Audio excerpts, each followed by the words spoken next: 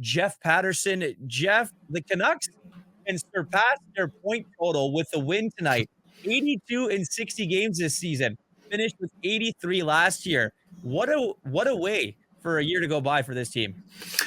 Yeah, and good for them, but I'm way more concerned about I just came in from shoveling snow. It's like the last week of February. I didn't really, but it's snowing outside my place. There's your weather update. Look, we've seen it's been a magical season for the Vancouver Canucks. I didn't see it coming. I had them as a team that was going to be on the fringes of the playoffs, and I agreed and bought into what Jim Rutherford said on the eve of training camp, that if everything went right, they could be a playoff team. And I think back to that middle of November where they alternated wins and losses for 10 games, and we weren't quite sure where their season was headed, and they took off from there and haven't looked back. And the individual performances, the collective of the group, and here they are as the top team in the National Hockey League, with 2 days to go in the month of February. It's really remarkable. So, for them, it's not about surpassing last season. They want to leave last season in the dust, and they want to add 25 more points to what they've been able to accomplish this year. But, baby steps, I suppose. And so, year over year, just to think that they can surpass last year's point total with 21 games remaining, it's pretty remarkable stuff. What do you make of the balanced power play units that it looks like the Canucks might roll out? Do you think that might give them a little bit of a spark? I'm curious to see. I mean, we watched in Seattle the other night where they threw everything against the wall and started with their leading goal scorer, power play goal scorer, and goal scorer Brock Besser wasn't even on the first unit. And then he got on the second time around. And by the fourth time, Philip Hronek had been taken off the power. They were just grasping at straws. So I wonder if there's an element of that. Scoring in overtime against Boston the other day was great. Got them the win, but it doesn't solve their power play issues at all. I mean, that's 4-on-3, and they're trying to get it going back again at 5-on-4. I thought what you said, though, before I joined you, Harm, was fascinating. And the thought crossed my mind earlier in the day when I saw the two groups. And it does feel like kids on the playground and splitting, putting your best buddies out there together. And then Talkie comes out after the morning and skate and says, hey, sometimes you just need to get away from each other. And I thought, hang on a second. We're talking about a first place team, and you're sort of playing into that narrative that you're trying to keep some people away from each other. I don't know. I mean, I was as surprised as you were. Tyler Myers out there. The fact that Arshdeep Bains in his fourth NHL game is going to get power play time, that's good for him. Pia Suter remains in the power play, and Nils Höglander can't get a sniff. So there are some things that make sense. There are some that don't.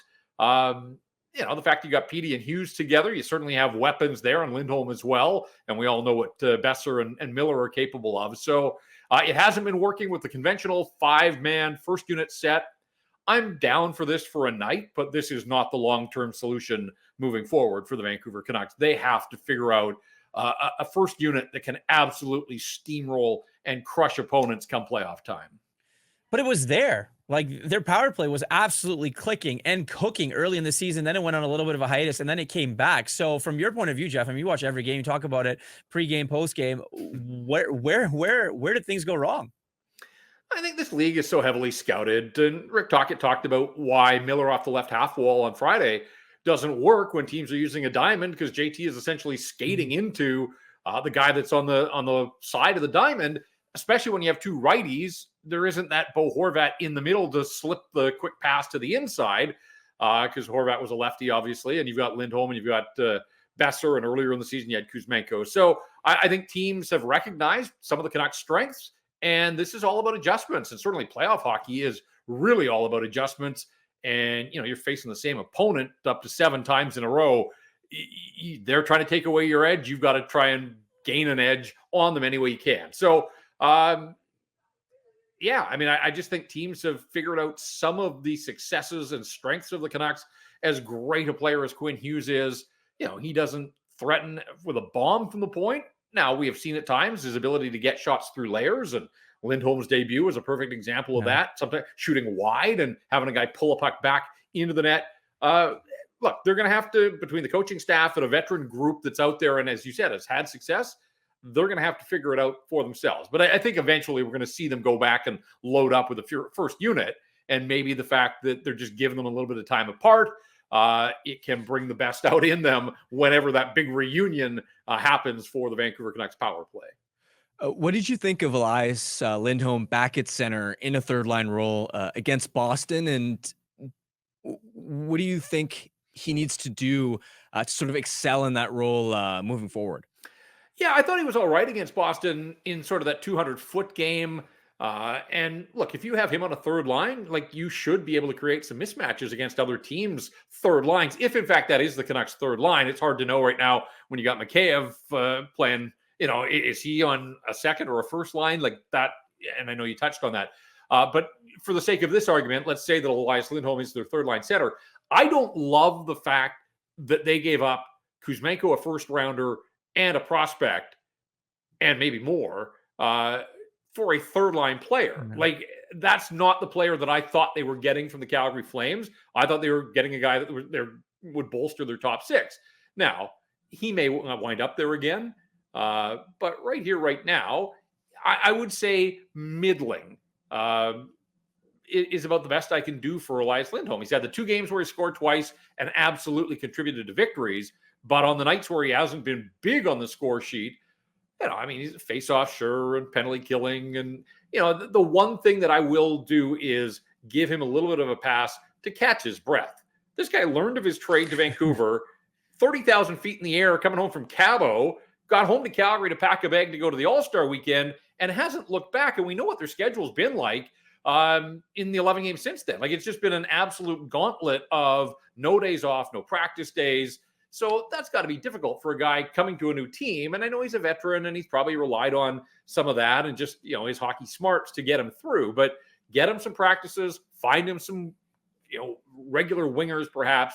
And I do hope that there is more to his game than he has shown to this point. So I get Rick Tocchet trying to go with this strong spine of 3 centers down the middle and then even Teddy Bluger to solidify that fourth line. But again, with the assets they gave up to Calgary, I thought they were getting a top 6 guy that was going to turbo boost their top 6.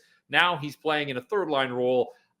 That's quite an acquisition cost for a third line guy when you thought you had a third line center in Pia Suter, who is playing above Lindholm now on this depth chart. So there are some things that are a little confusing about the way the Canucks are configured right now. Yeah, and I also think that, you know, as the deadline approaches here in nine or so days, Jeff, that, you know, they might make a move to try and bolster their top 6 once again, or at least get some depth, whether it's, you know, in that 4 group or the defense. You mentioned catching your breath.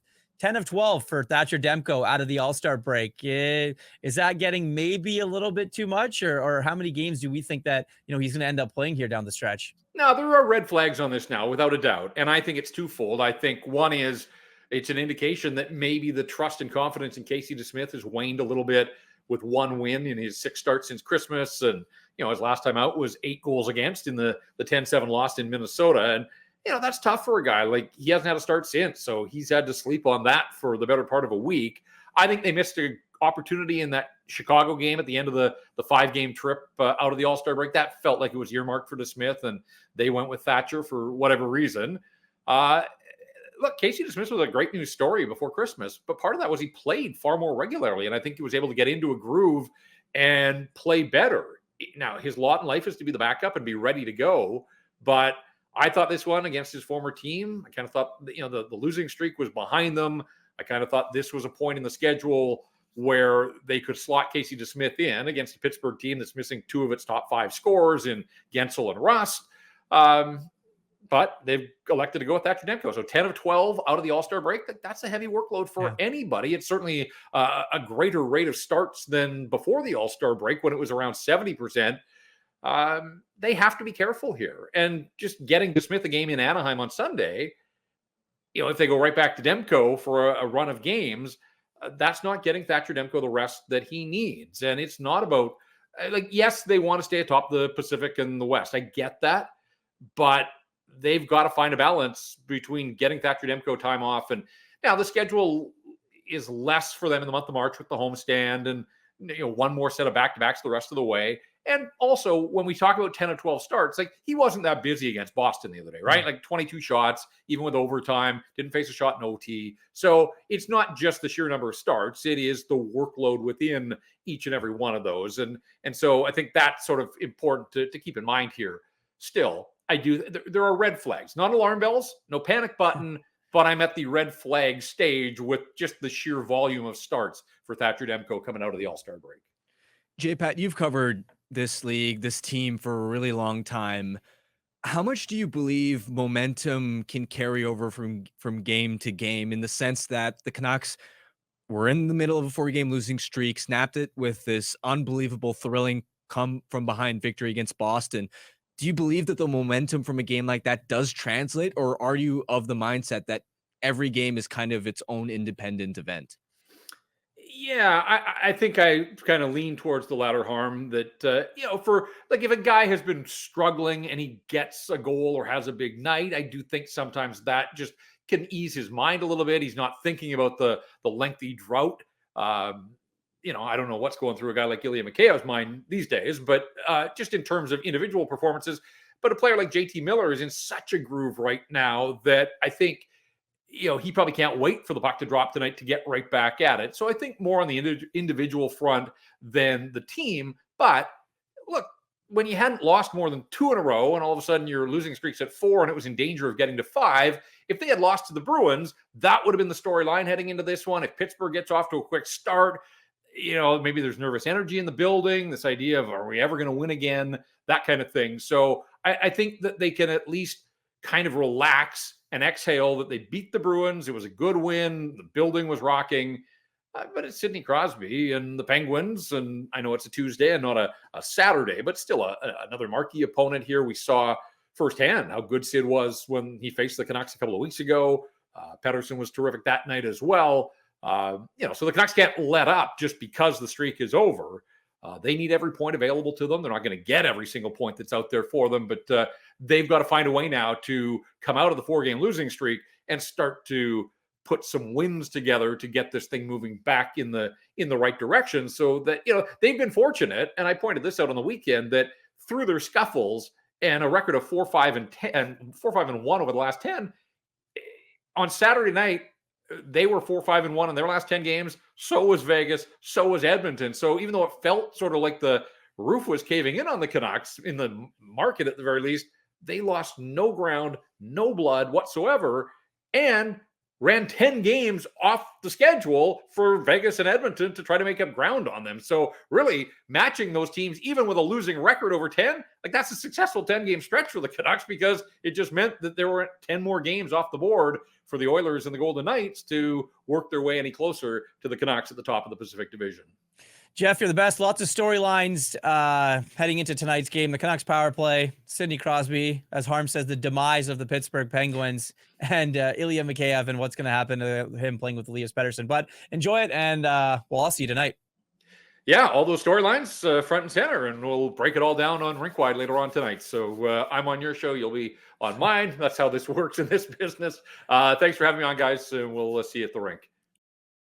Canucks Conversation with Harmon and Quads every weekday at 2 p.m. Be sure to check it out on the Canucks Army YouTube channel. And if you missed it, go check it out on your favorite podcast catcher app.